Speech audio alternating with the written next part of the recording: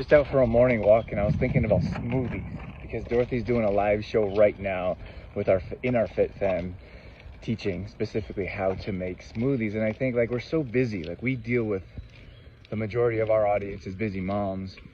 Most of us are busy on a regular basis. Doesn't matter who we are or what position we're in, but I mean, moms in particular, they're running around crazy trying to get the whole family together, including themselves. But I feel like smoothies are super underrated because, I mean, there's so much value to them. They take a minimal amount of time.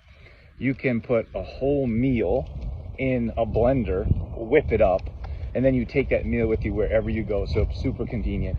And it's the easiest way to jam pack a ton of nutrients, including good quality clean supplements, superfoods.